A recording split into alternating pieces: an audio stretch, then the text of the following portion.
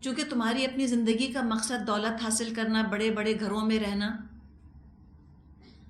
اہم ہے، تم نے اسی کو فرقان بنا لیا، تم اسی کو بہت قابل قدر سمجھتے ہو۔ تو جو کچھ کسی کے پاس ہے، بڑی سے بڑی حکومت بھی کسی کے پاس ہو، عطا کی ہوئی تو اللہ ہی کی ہے۔ اور یہ محلات، یہ باغات، یہ اقتدار اللہ نے اپنے نیک بندوں کو بھی عطا کیے، داؤد علیہ السلام، سلیمان علیہ السلام کو بھی، اور اپنے نافرمانوں کو بھی عطا کیے، فرعون جیسوں کو بھی۔ یہ تو اللہ کا اپنا اختیار، کس کو دے؟ وہ تو دے کے بھی آزماتا ہے، لے کے بھی آزماتا ہے۔ نبی اکرم صلی اللہ علیہ وسلم کے لیے اللہ چاہے تو بہت کچھ ان کو دے دے، کوئی بڑی بات نہیں، لیکن نبی اکرم صلی اللہ علیہ وسلم نے اختیاری طور پر والنٹیریلی فقر کو اور غربت کو اپنے لیے پسند فرمایا۔ یہ عزیمت کا راستہ ہے، یہ نہایت پسندیدہ ہے کہ سادگی کے ساتھ زندگی گزاری جائے۔ مسند احمد اور ترمذی میں ابو امامہ رضی اللہ عنہ سے روایت ہے، آپ صلی اللہ علیہ وسلم نے فرمایا، میرے رب نے مجھ سے فرمایا کہ میں آپ کے لیے پوری بطحہ مکہ اور اس کے پہاڑوں کو سونا بنا دیتا ہوں۔ تو میں نے عرض کیا، نہیں اے میرے پروردگار، مجھ کو تو یہ پسند ہے مجھے ایک روز پیٹ بھر کر کھانا ملے اور ایک روز میں بھوکا رہوں، یعنی صابر اور شاکر بنوں۔ عائشہ رضی اللہ عنہا فرماتی ہیں، رسول اللہ صلی اللہ علیہ وسلم نے فرمایا، اگر میں چاہتا تو سونے کے پہاڑ میرے ساتھ پھرا کرتے، لیکن انبیاء کو سونے چاندی سے دلچسپی ہوتی ہی نہیں، ان چیزوں کی ویلیو ہوتی ہی نہیں ان کی نظر میں، تو آپ نے اپنے لیے نہ کبھی ان چیزوں کو مانگا، اور اللہ تعالیٰ نے بھی یہ چیزیں آپ کو دنیا میں نہیں دیں، آخرت میں تمام چیزیں آپ کے لیے ذخیرہ رہیں۔ اب آگے ان کی نفسیات کھولی جا رہی ہے کہ اصل روٹ کاز کیا ہے، کیوں ایسی باتیں کر رہے ہیں۔ آیت 11، بل کذبوا بالساعة واعتدنا لمن کذب بالساعة سعیرا۔ اصل بات یہ ہے کہ یہ لوگ اس گھڑی کو جھٹلا چکے ہیں، اور جو اس گھڑی کو جھٹلائے اس کے لیے ہم نے بھڑکتی ہوئی آگ مہیا کی ہوئی ہے۔ یہ ہے وجہ، ان کو کوئی خوف ہی نہیں، انذاری قبول نہیں کیا قرآن کا، دل میں کوئی ڈر بھی نہیں آیا، اور جو قیامت کے حساب کتاب کا انکار کرتا ہے، لازماً اس کے اندر سرکشی اور لاپرواہی کا رویہ پیدا ہوتا ہے۔ محلوں اور باغات کا مالک ہونے کے باوجود یہ ناکام اور نامراد ہوں گے آخرت میں۔ کتنے ہی لوگوں نے کوشش کی کہ قرآن کے بتائے ہوئے تصور آخرت میں تبدیلی پیدا کر دیں تاکہ آسانی ہو جائے ان کے لیے۔ اگر ڈرے گا انسان تو گناہ نہیں کر سکتا، حقیقت ہے، اور ڈرے گا تو جنت میں جائے گا۔ ڈر لگتا ہے جب انسان قرآن میں آخرت کا ذکر پڑھتا ہے، ایک دفعہ اس کو ڈائلیوٹ کر دیں یا ڈسٹارٹ کر دیں، اس میں ملاوٹ کر دیں یا تحریف کر دیں، اب ڈر نکل جاتا ہے۔ سوچ لیتے ہیں گناہوں پر جری رہو، گناہ کرتے رہو، کوئی بات نہیں، اللہ پکڑے گا تھوڑی۔ یہ لاپرواہی اور غفلت جو ہے یہ ہلاک کرنے والی ہے۔ ذکر کیا جا رہا ہے اس جہنم کا، آیت نمبر 12، اذا رأتهم من مکان بعید سمعوا لها تغیظا وزفیرا۔ وہ جب دور سے ان کو دیکھے گی تو یہ اس کے غضب اور جوش کی آوازیں سنیں گے۔ تغیظ، اظہار غیظ، غصے کا اظہار کرنا، جیسے شیر کی آواز ہوتی ہے، ہم کہتے ہیں شیر دھاڑ رہا ہے، رورنگ ہوگی جہنم۔ زفیر، آواز کا باہر نکالنا، غراتی ہوگی، یہ اس کا حال ہوگا۔ تغیظا و زفیرا، جوش غضب سے لگے گا جیسے کہ پھٹی جا رہی ہے۔ سورہ ملک میں آتا ہے تکاد تغیظ من الغیظ، قریب ہے کہ پھٹ پڑے غصے کی وجہ سے۔ حدیث میں مضمون آتا ہے کہ جہنم نے کہا اللہ سے کہ اللہ میرے بعض حصے نے بعض حصے کو کھا لیا ہے، ایسے وہ دانت کچکچاتی ہے گناہ گاروں کے اوپر۔ اب کیا وہ کوئی زندہ چیز ہے جس کے اندر کوئی احساسات یا جذبات ہیں؟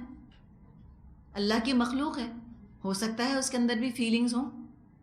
یہاں یہ لفظ بڑا اہم ہے، اذا رأتہم، یہ نہیں فرمایا کہ وہ جہنم کو دیکھیں گے، رأوہا نہیں فرمایا، رأتہم، وہ ان کو دیکھے گی، جیسے کہ کوئی خوفناک درندہ نظریں گاڑ کر اپنے شکار کو دیکھتا ہے، ایسے وہ اپنے شکار پر نظریں جمائے بیٹھی ہوگی۔ دیکھنا اس کا یہاں سے پتہ چل رہا ہے، اور بولنے کا ذکر بھی آتا ہے۔ سورہ قاف میں یہ بات موجود ہے کہ اللہ تعالیٰ جہنم سے پوچھے گا قیامت کے دن، حل امتلأتی، کیا تو بھر گئی؟ تو وہ بولے گی حل من مزید، اور بھی ہیں، اور بھی ہیں تو اللہ ڈال دے۔ تو جیسے بھوکا شیر اپنے شکار کو دیکھ کے دہاڑتا ہے، ایسے جہنم جو ہے وہ دہاڑے گی۔ تو لوگوں کا خوف کا اور دہشت کا کیا حال ہوگا؟ آج تو بہت بے خوف بنے ہیں، بڑے لاپرواہ، بڑے بولڈ بنتے ہیں، بڑے کانفیڈنس کے نام پر گناہ کرتے ہیں، کہتے ہیں ہم نہیں ڈرتے ورتے، اور اس کو عین اللہ کی محبت کا اظہار سمجھتے ہیں کہ ہم تو اللہ سے محبت اتنی کرتے ہیں نا، اللہ بڑا غفور و رحیم ہے، ہمیں اللہ سے گمان اتنا اچھا ہے، ہم کو ڈرنے کی کیا ضرورت؟ تو گناہ پر گناہ کیے جاؤ، ایسے بے خوف زندگیاں گزارتے ہیں۔ قیامت کے دن ڈر ڈر کے خون خشک ہوگا، ایسا ڈریں گے کہ اللہ سے کہیں گے کہ اللہ میرے بیوی بچوں بہن بھائیوں کو سب کو جھونک دے جہنم کے اندر، بس مجھے بچا لے۔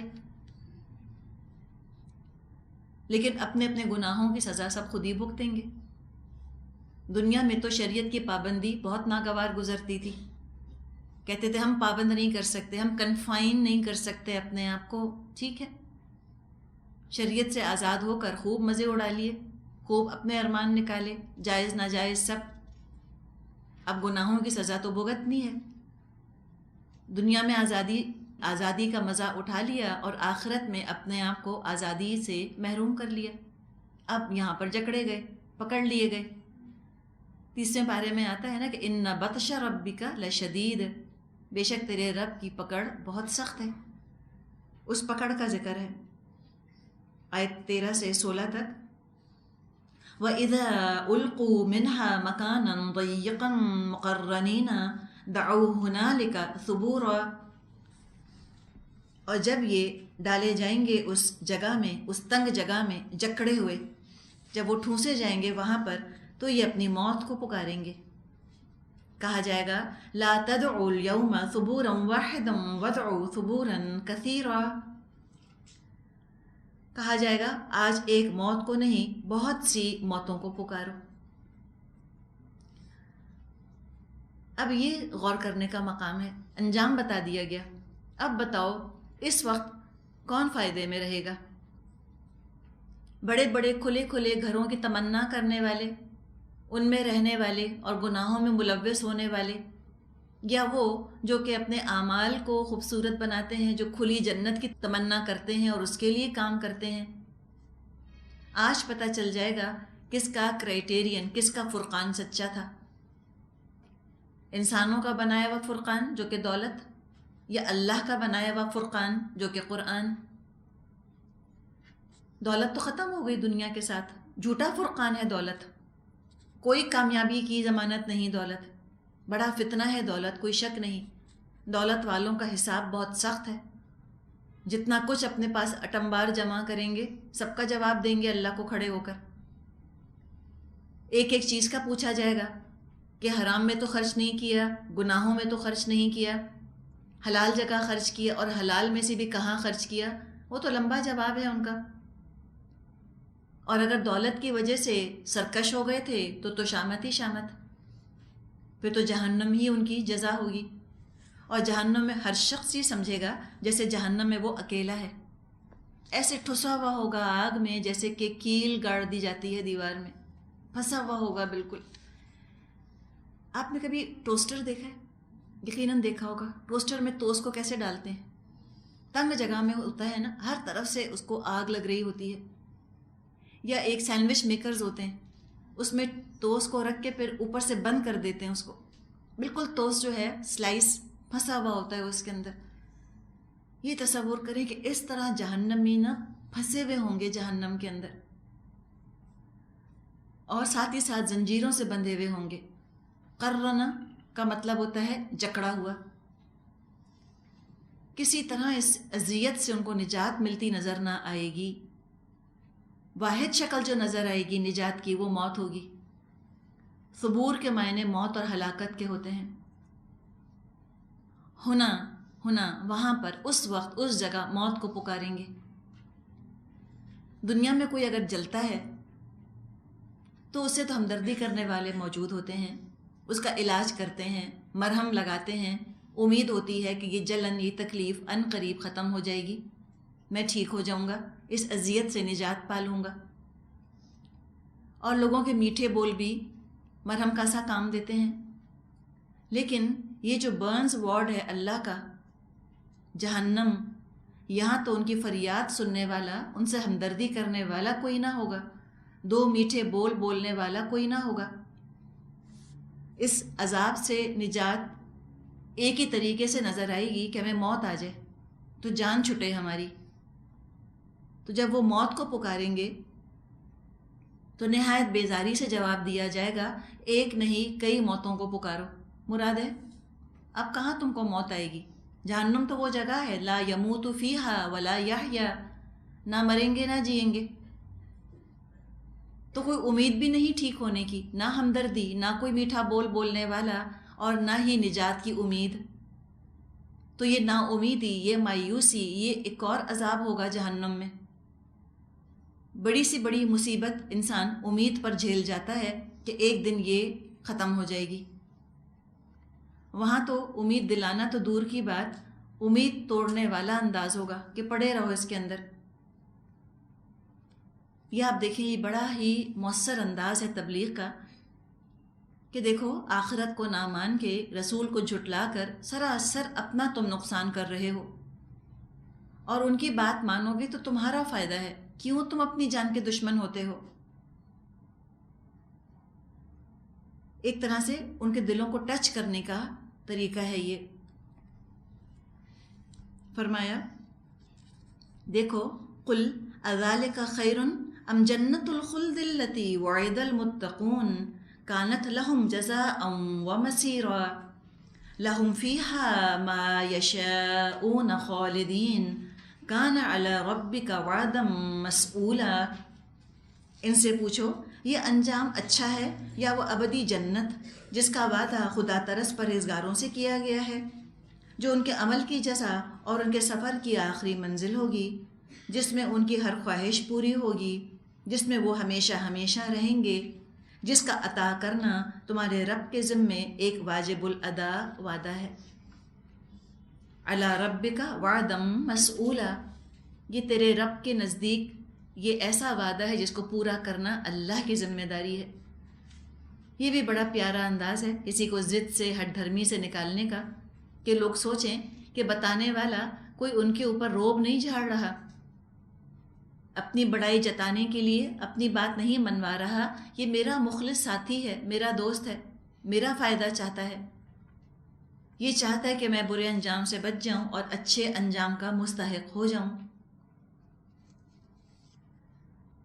آگے فرمایا آیت 17، وَيَوْمَ يَحْشُرُهُمْ وَمَا يَعْبُدُونَ مِن دُونِ اللَّهِ فَيَقُولُ أَأَنْتُمْ أَضْلَلْتُمْ عِبَادِي هَؤُلَاءِ أَمْ هُمْ ضَلُّوا السَّبِيلَ۔ اور وہی دن ہوگا جب کہ تمہارا رب ان لوگوں کو بھی گھیر لائے گا اور ان کے معبودوں کو بھی بلا لے گا جنہیں آج یہ اللہ کو چھوڑ کر پوج رہے ہیں۔ پھر وہ ان سے پوچھے گا، کیا تم نے میرے ان بندوں کو گمراہ کیا تھا یا یہ خود راہ راست سے بھٹک گئے تھے؟ یہ سوال جواب ان لوگوں سے ہوگا کہ جو ہستیاں تھیں، اللہ کی مخلوق تھی، اور جن کو لوگوں نے خود ہی معبود بنا لیا، مثال کے طور پہ اولیاء اللہ یا فرشتے یا انبیاء یا اللہ کے ایسے نیک بندے جو اچھے عمل کر کے دنیا سے چلے گئے اور بعد میں یہ ان کی قبروں کو پوجتے رہے، ان کو پکارتے رہے، ان کا نام لے لے کر ان سے دعائیں مانگتے رہے، اور خود ہی سوچ لیا کہ وہ تو ہمیں ضرور بخشوا دیں گے۔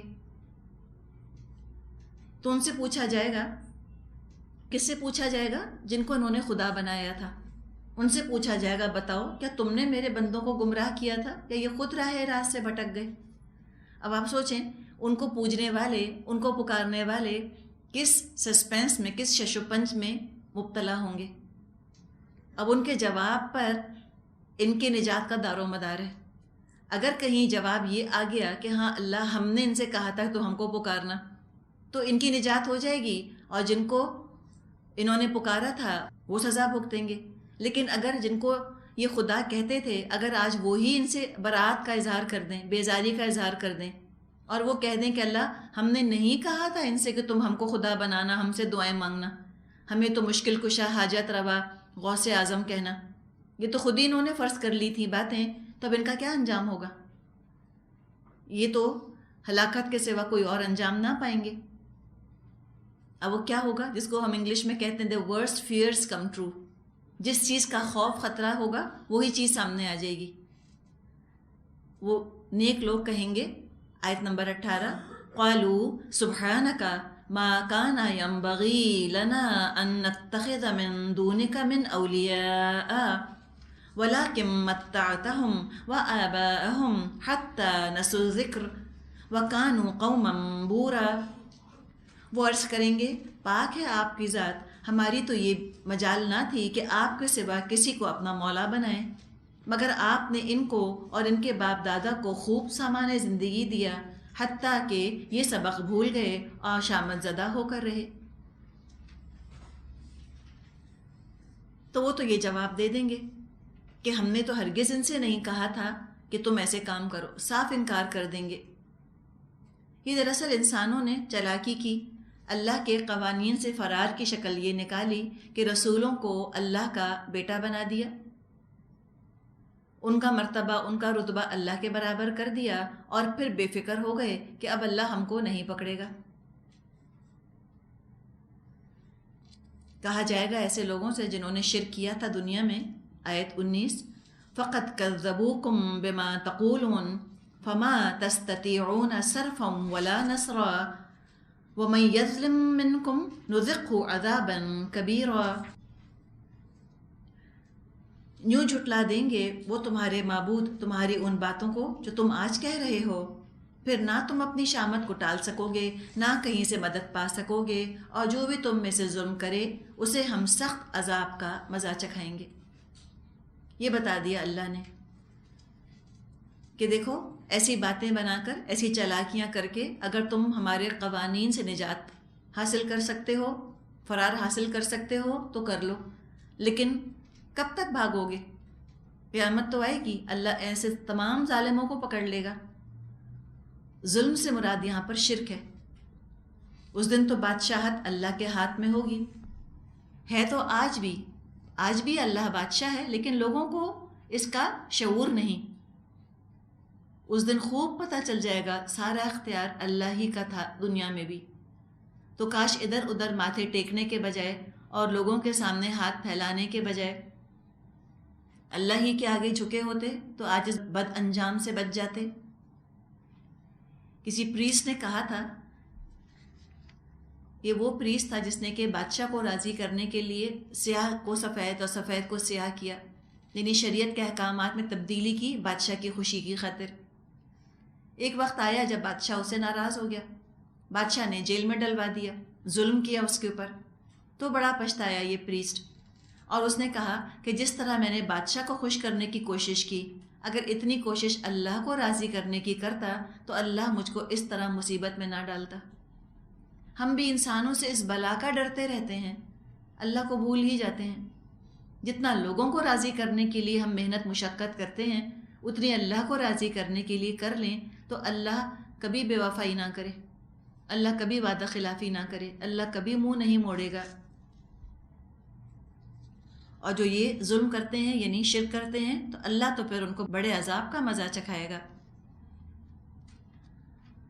آیت 20، وَمَا أَرْسَلْنَا قَبْلَكَ مِنَ الْمُرْسَلِينَ إِلَّا إِنَّهُمْ لَيَأْكُلُونَ الطَّعَامَ وَيَمْشُونَ فِي الْأَسْوَاقِ وَجَعَلْنَا بَعْضَكُمْ لِبَعْضٍ فِتْنَةً أَتَصْبِرُونَ وَكَانَ رَبُّكَ بَصِيرًا۔ اے محمد صلی اللہ علیہ وسلم، آپ سے پہلے جو رسول بھی ہم نے بھیجے تھے وہ سب بھی کھانا کھانے والے اور بازاروں میں چلنے پھرنے والے لوگ ہی تھے۔ دراصل ہم نے تم لوگوں کو ایک دوسرے کے لیے آزمائش کا ذریعہ بنا دیا ہے، کیا تم صبر کرتے ہو؟ تمہارا رب سب کچھ دیکھتا ہے۔ یہ پہلے بھی اعتراض ان کا آیا تھا سورہ فرقان میں کہ یہ کیسا رسول ہے، مالی ھذا رسول یمشی فی الاسواق، کیسا رسول ہے یہ بازاروں میں چلتا ہے اور یہ کھانا کھاتا ہے۔ یہ جو اعتراض تھا یہ نرالا ہی اعتراض تھا جو کہ صرف نبی اکرم صلی اللہ علیہ وسلم کے خلاف کیا گیا۔ عیسیٰ علیہ السلام کے لیے تو انہوں نے خدائی کا دعویٰ کر لیا، لیکن عیسیٰ علیہ السلام کے بارے میں بھی یہ مانتے تھے کہ وہ اور ان کی ماں دونوں کھانا کھاتے تھے۔ کانا یاکلان الطعام، دونوں کھانا کھاتے تھے۔ آخر جو رسول ہوتے تھے وہ اس زندگی سے ڈٹیچ رہنے والے، بالکل بے نیاز رہنے والے کیسے ہو سکتے تھے؟ ان کو تو انسانوں کے لیے عملی نمونہ بننا تھا۔ کھانا کھاؤ، کیسے کھاؤ، کیا کھاؤ، کس طرح کھاؤ، کتنا کھاؤ۔ اگر وہ خود ہی نہ کھاتے تو لوگوں کے لیے عملی نمونہ کیسے بنتے؟ رسول بازاروں میں جاتے تھے، بازاروں میں جاؤ تو خرید و فروخت کا کیا طریقہ ہے، کیا حلال ہے کیا حرام، کن باتوں کا خیال رکھو۔ اللہ کے احکامات صرف خانقاہوں، مسجدوں کی چار دیواری کے اندر قید ہونے کے لیے تو نہیں آتے، وہ تو سارے نظام بنانے کے لیے آتے ہیں، پوری دنیا کے لیے آتے ہیں، ہر وقت ہر جگہ کے لیے۔ اسی لیے ہم دیکھتے ہیں کہ اللہ تعالیٰ نے جو اپنے رسول بھیجے وہ غیر معروف بستیوں میں نہیں بھیجے بلکہ بڑے بڑے شہروں میں بھیجے، تاکہ صنعت اور حرفت اور جو وہاں کا نظام ہے اس کو اسلامائز کیا جا سکے۔ ایک کونے میں بیٹھنے کے لیے اسلام نہیں آیا، یہ ایکٹیولی انوالو ہوتا ہے انسان کی زندگی میں، بڑا فعال کردار ادا کرتا ہے انسان کی زندگی میں، ہر گوشے کی اصلاح کر دیتا ہے۔ خوشی کا طریقہ، غم کا طریقہ، کاروبار کرنا، چاہے اسمبلی ہو، چاہے عدالت ہو، چاہے مسجد ہو، چاہے بازار، چاہے اسٹاک مارکیٹ، کہیں بھی ہو اللہ کے احکامات موجود ہیں۔ اپنے معاملات کی اصلاح کرو اللہ کی دی ہوئی تعلیمات کی روشنی میں، اور ان نظاموں کو درست کرنے کے لیے، ان کو عملی طور پہ پریکٹیکل بنانے کے لیے رسول آیا کرتے تھے جو بتاتے تھے دیکھو ہر چیز پریکٹیکل ہے، پریگمیٹک ہے، خیالی وہمی باتیں نہیں ہیں، یوٹوپیا نہیں ہے۔ اب اگر فرشتہ آتا تو فرشتہ صرف پیغام سناتا، وہ رول ماڈل تو نہیں بن سکتا تھا۔ جب اس کے ساتھ ضروریات زندگی نہیں، اس کے جذبات احساسات نہیں، تو وہ لوگوں کے لیے نمونہ کیسے بنتا؟ لوگ یہ کہہ کر اس کو ریجیکٹ کر دیتے کہ یہ تو ہماری مجبوریاں سمجھتا ہی نہیں۔ جو پیچھے ہم نے بات پڑھی وہ کہتے تھے کہ کوئی فرشتہ کیوں نہ آیا نذیر بن کے، تو پھر فرشتہ بھی نذیر ہی بنتا، تو رسول بھی نذیر بن کر آئے ہیں۔ جب یہ رسول کا نذیر ہونا گوارا نہیں کر رہے تو ان کی فرمائش کی وجہ سے اگر کوئی فرشتہ نذیر بن کر آ جاتا اس کی بات بھی نہ مانتے تو بات تو پھر وہیں کی وہیں رہتی۔ لیکن ایسی باتیں کر کے دراصل خود بھی بھٹکتے ہیں، اوروں کو بھی ورغلاتے ہیں۔ تو فرمایا ہے اللہ تعالیٰ نے کہ وَجَعَلْنَا بَعْضَكُمْ لِبَعْضٍ فِتْنَةً، ہم نے تم میں سے بعض کو بعض کے لیے فتنہ بنایا ہے۔ 100% یہ بات درست ہے کہ انسان ایک دوسرے کے لیے آزمائش ہیں۔ رسول کافروں کے لیے آزمائش ہوتے تھے، کافروں کی دشمنی ایمان والوں کے لیے فتنہ،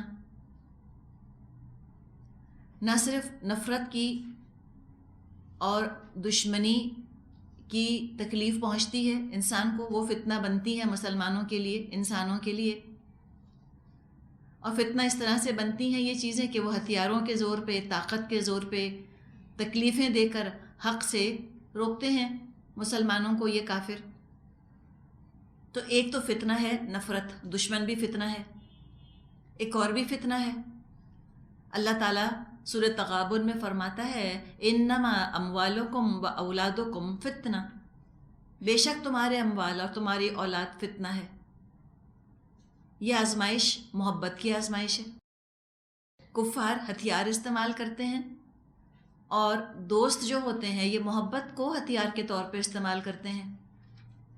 ان سے حد سے بڑی بھی محبت کرنا، ہر جائز ناجائز خواہش پوری کرنا، ان کی خوشی کا خیال رکھتے رکھتے اللہ کی حدود پھلانگ جانا، یہ ہے دراصل فتنہ۔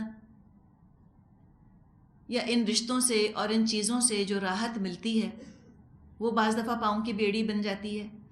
کہتے ہیں اتنا ہمارا خیال کرتے ہیں، اتنی ہم سے محبت کرتے ہیں، اتنے کیئرنگ ہیں کہ ہم ان کا دل نہیں توڑ سکتے. اگر ہم اللہ کی بات مانیں گے تو ان کا دل ٹوٹ جائے گا. ہو سکتا ہے کہ وہ ہم سے تعلق میں کمی کر لیں، وہ ہم سے محبت نہ کریں. تو یہ بھی تو بڑا صبر آزما مرحلہ ہوتا ہے کہ انسانوں کی محبت کو انسان جانے دے اللہ کی خاطر. تو پوچھا ہے اتصبرون، کیا تم قابو میں رکھ سکتے ہو خود کو؟ صورتحال کے لحاظ سے، حالات کے حساب سے جو امتحان آئے کیا تم ثابت قدمی دکھاؤ گے؟ نفرت کا فتنہ، محبت کا فتنہ تم صبر سے جھیل سکتے ہو؟ سوال پوچھا گیا. کہنے کو سوال ہے، اصل میں ہمیں ہمت دلانا مقصد ہے، انسپائر کرنا کہ دیکھو ایسا کرو. جتنا صبر کرو گے اللہ دیکھ رہا ہے. وَكَانَ رَبُّكَ بَصِيرًا، اللہ دیکھ رہا ہے. اور کیسے دیکھ رہا ہے؟ ایسے نہیں دیکھ رہا جیسے کوئی تماشا دیکھنے والا تماشا دیکھتا ہے. اللہ ایسے دیکھ رہا ہے جیسے عدالت میں کوئی جج دیکھتا ہے. وہ جج کرنے کے لیے تم کو دیکھ رہا ہے، بدلہ دینے کے لیے تم کو دیکھ رہا ہے. جتنا خوبصورت صبر کرو گے اتنا خوبصورت اجر ملے گا. تو جمے رہو، ڈٹے رہو. اصبروا وصابروا، صبر کرو اور صبر میں بازی لے جاؤ. ہمت مت ہارو، اللہ کی رسی مضبوط پکڑ کے رکھو. تم دیکھنا کہ چاہے دشمنی کا امتحان ہو یا محبت کا امتحان ہو، اللہ تم کو سرخرو کرنے والا ہے. وآخر دعوانا ان الحمد للہ رب العالمین. سبحانک اللہم و بحمدک نشہد ان لا الہ الا انت نستغفرک و نتوب الیک. السلام علیکم ورحمۃ اللہ وبرکاتہ.